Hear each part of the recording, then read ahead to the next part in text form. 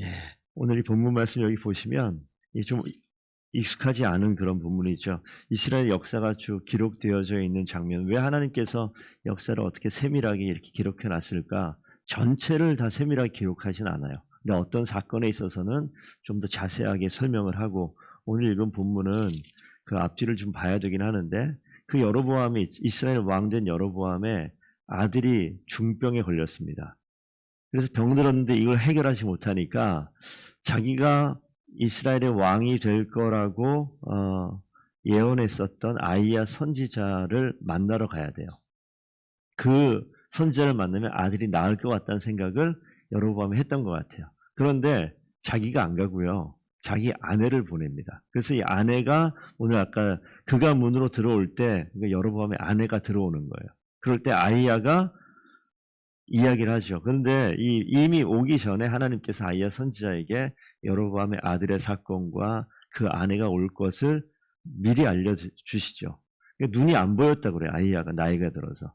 그래서 눈 안 보이는 아이야 앞에 여로보암이 직접 가지 못합니다. 오늘 뒤에 내용 보면 아시겠지만 여로보암에게 이 아이야 선지자가 너가 하나님의 명령과 규례와 법도를 지키라고 얘기했는데 지금 안 지키고 있거든요. 그러니까 선지자 앞에 가게 되면 다 들통날 것 같으니 아내를 대신 보내요. 근데 아내를 대신 보내 가는데 아내가 들어오자마자 오늘 읽은 발수를 듣자마자 여로보암의 아내여 들어오라 이렇게 이야기하는 거예요. 그러니까 얼마나 깜짝 놀랐겠어요. 그러면서 이야기하는 내용이 쭉 나오는데 여기에 하나님께서 이 아이야 여로보암의 아내에게 하고 있는 말은 뭐냐면 9절입니다. 내 이전 사람들보다 더 악을 행하고 가서 너를 위하여 다른 신을 만들며 우상을 부어 만들어 나를 노엽게 하고 나를 내 등 뒤에 버렸도다. 이 여로보암이 왕된 이후에 하나님 버려버린 거예요. 그 장면을 지금 고발하듯이 기록을 하고 있고 그 아들, 이 아비야라고 하는 아들, 너 그 아들 지금 너가 그 집에 도착하자마자 죽을 것이다. 이런 이야기를 하고 있고요. 그래서 이 뒤에 있는 내용들을 쭉 보시면 우리가 15장 있는 본문을 잠깐 보겠습니다. 15절. 여호와께서 이스라엘을 쳐서 물에서 흔들리는 갈대같이 되게 하신다. 물에서 흔들리는 갈대처럼 다 흩어버리겠다는 얘기죠. 이 좋은 땅에서 뽑아서 그들을 강 너머로 흩어버리겠다. 이유는 뭐냐? 아세라상을 만들어 여호와를 진노하게 하셨다. 그러니까 이 민족 가운데 이 패턴이 지금 여로보암이 지금 이렇게 등장하잖아요. 아까 말씀드렸죠. 첫 번째 왕이 누구라고요? 여로보암. 그래서 이 북쪽 이스라엘 왕들을 언급할 때 무슨 표현이 잘 나오냐면 여로보암처럼 행하였다. 이런 표현이 계속 나와요. 이건 뭐냐면 이거예요. 하나님을 버리고 죄 지은 모습을 죄를 지었다. 우상을 숭배했다. 아세라를 따랐다. 바알을 따랐다. 이렇게 표현도 나오지만 그의 첫 번째 왕 여로보암의 길을 걸어갔다. 이런 표현으로 많이 나와요. 그건 뭐냐? 죄졌다는 거, 하나님을 등졌다는 거죠. 그래서 여기 보면 아세라상을 만들어 여호와를 진노하게 하셨고 16절 여로보암의 죄로 말미암아 이 표현이 계속 나올 겁니다.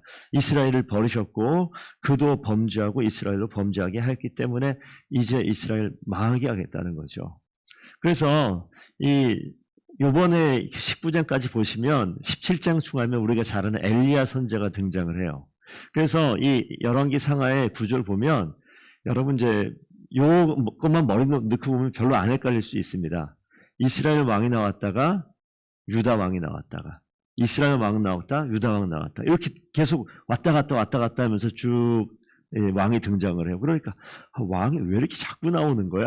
이렇게 되고 그런데 보면 또 표현을 어떻게 하냐면 이스라엘 왕을 등장시킬 때 유다 왕 몇 년에 누구의 아들 뭐 하면서 그러니까 이 시대를 맞추기 위해서 그렇게 표현이 나와요. 그러니까 유다 왕에 대해서 나오고 그래서 뒤에 보시게 되면 왕이 번갈아 나오더라도 정신 똑바로 차리고 보면 어렵지 않아요. 유다 왕이구나 이스라엘 왕이구나. 그래서 한번 적어보세요. 이렇게 양쪽에 하나씩. 그러면 17장 18장 19장 가는 동안에 유다 왕은 3명밖에 안 나와요. 이스라엘 왕은 빨리빨리 죽고 반역 있고 막 암살 있고 그렇기 때문에 좀 많이 나와요. 이 내용을 쭉 보시게 되면 이 상황은 이겁니다. 여로보암의 죄를 그대로 따라서 죄를 행하는 사람들이 계속 나와요. 그래서 그 이스라엘과 유다로 나뉜 이후에 제대로 된 하나님께 칭찬받는 왕을 찾기가 대단히 어렵다.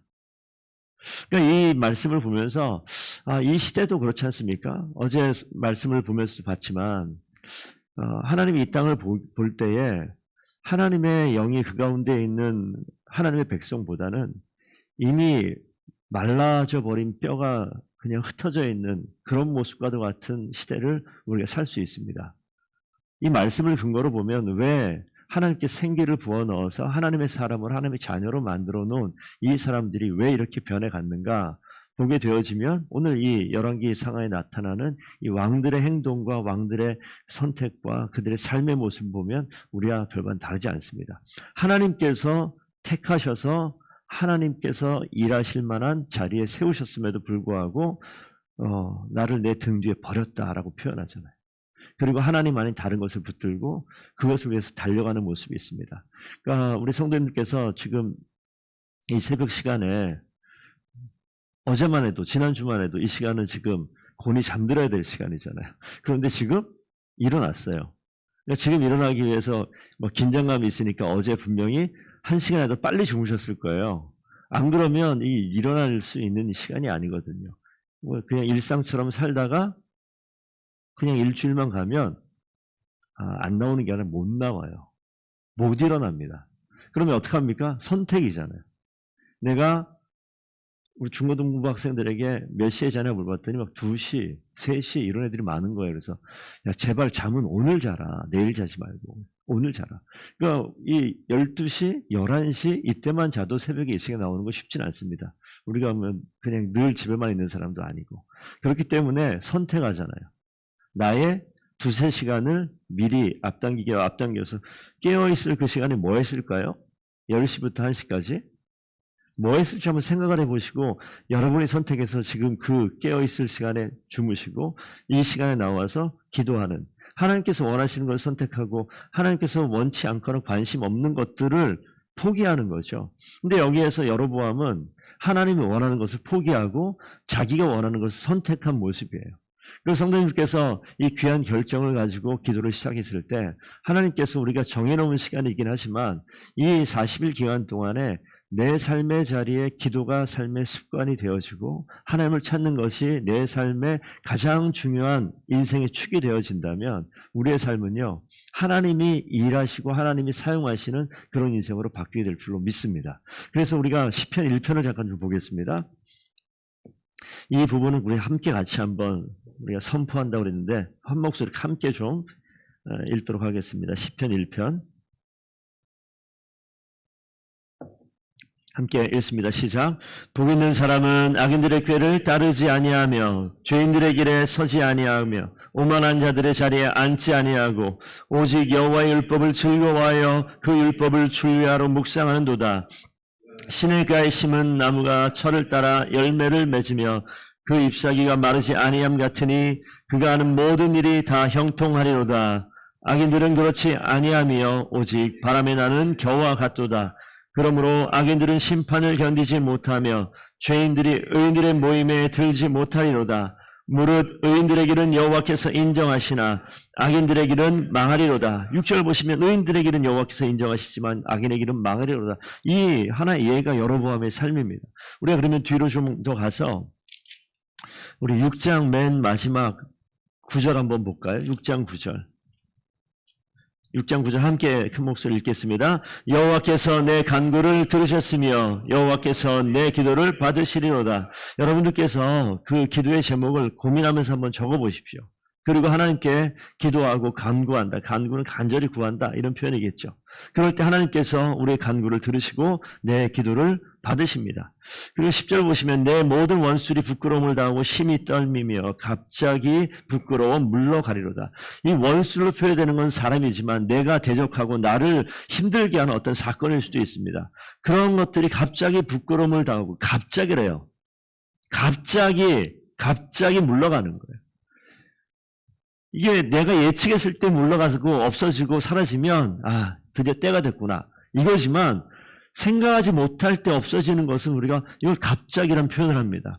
우리가 기도할 때 우리의 어찌 보면 삶에 큰 무게와 짐이 있을 텐데 하나님께 기도하고 간구할 때 하나님께서 들으시고 내 인생에 큰 장애를, 장벽을 갑자기 물러가게 하시는 일을 모두가 경험하게 되기를 축복드립니다. 한 절만 더 볼게요. 7장 10절 말씀 보겠습니다.